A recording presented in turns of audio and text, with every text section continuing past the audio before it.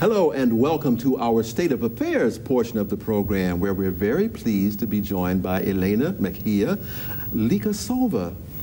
Elena, welcome to the Collegium. Thank you very much. Elena, I have here that you are an environmental engineer. Please tell us, what is that? In fact, I'm a chemical engineer. I studied chemical engineering in Colombia, and I came here to Germany to do my master's degree in environmental engineering in the water field.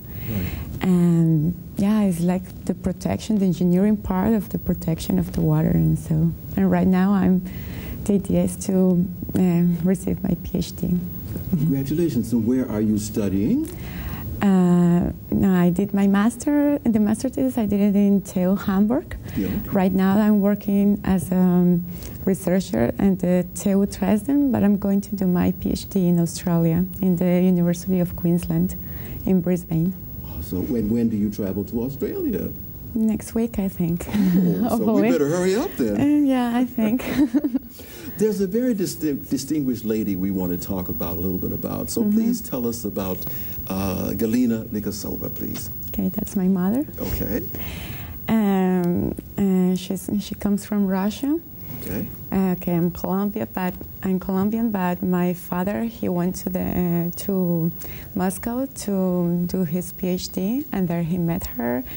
They married and everything, and they went to Colombia. They're both mathematicians, and in there they work at the National University in Medellin, my city. And yeah, since then, my mother in Russia, she used to play the piano. She was really much interested in the music field and also in the mathematics. And in Colombia, she started to see that it wasn't that easy to know about music, Colombian music, but not like the Latin American rhythms and so, but also like this classical music. She was really interested. And how did she become involved with filmmaking? Tell us about that.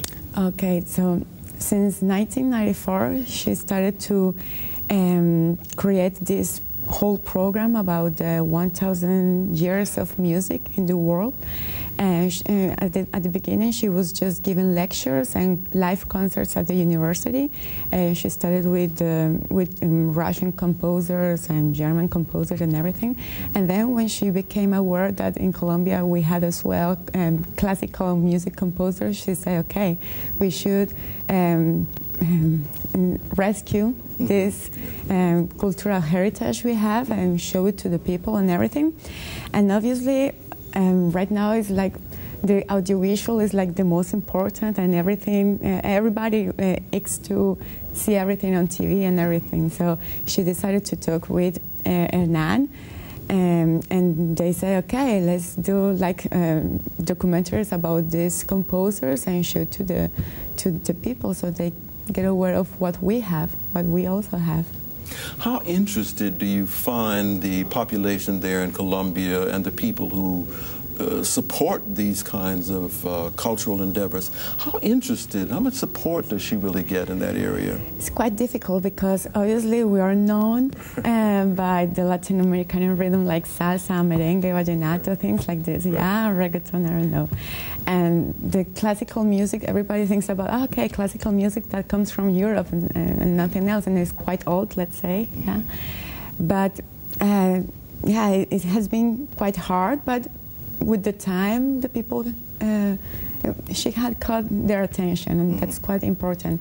Still, the resources and, as always, the money and everything is quite difficult to find. She talks not only with the university and the public, but also with the private companies in order to receive funds. So she can not only create these documentaries, but also the festival they have since 2001. So far, they have celebrated 6 different festivals of international classical music in Colombia. And yeah, it's a struggle. Every time they have to find new sources and new people that are interested in that. And yeah, if there is not a lecture, for example, if when it's a lecture, the students go to the live concerts and everything. But if you don't have to go there, it's quite difficult to make the people go there. yeah. I've read a great deal and seen a lot of public relations on the classical orchestra that's in Venezuela. Is there something comparable to that in Colombia? And what about the possibilities of networking between the academics and the classical musicians in the different, well, between Venezuela, say Colombia, and perhaps there are other Latin American or countries where this work might be supported? I can say, I mean, for example, for this work that my mother and the group, the Interdis group, are doing, they try to not only film in Colombia, but also they go to the places where these composers were. So, for example, they have been lots of times in Venezuela also, because some of the composers, they try to go to different places. Perhaps they could have been heard there and everything. And the idea at the end of this is to build bridges between the different cultures and to share what we have, and that can be also a way to, to say, okay, that's good, we can compare that, we have that, and it's good to have that. But so far, I don't know what else can she do about that. What do you think is the future for classical music? Probably not only in Latin America, but also in Europe and in the other countries of the world. What do you think about that? Yeah, I think it's quite difficult because classical music has been known for being like a really long masterpiece, let's say. So people perhaps, the young generations perhaps get bored when they listen to that because they're more used to videos and something that is quite short that they can enjoy right away and dance, and that's it. So perhaps the classical music it has to develop also. It cannot stay at the same level as it was like 100, 200 years ago. It keeps changing. And right now, for example, in Colombia, the classical music, the chamber music, it has these rhythms that we have, and they mix everything, and they try to mix all these different types of music. And yeah, perhaps like this, they can caught the attention of the new generations. With the new generation, I've read about, for instance, with the Bayreuth Festival, how with Wagner and the festivals that are there, how the people, the music, the compositions go into the schools or bring the young people there to the festival to hear the music. Is that kind of introduction and support of classical music being done also in Colombia? Surely. Okay. For example, in my city, in Medellin, the last two mayors that we had, they had created these programs for the orchestra, where the children with low incomes and with less opportunities and everything, they have these lectures for free, so they're able to play a new instrument and everything, and that's quite good because instead of staying on the streets without doing anything, they can, I don't know, become violent and everything. Instead, they're learning something nice and showing that they have also like this good things to show to the people.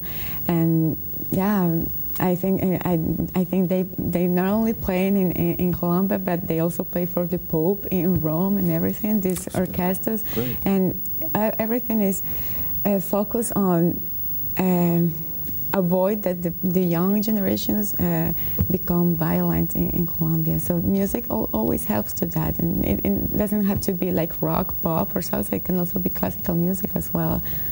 As long as you're doing something good, I think that works. Congratulations to you and your mom and the people the artists and the academics that are working in Colombia. And best wishes to you. Thank you very much. Thank you, Elena. Okay. Thank you. Thanks.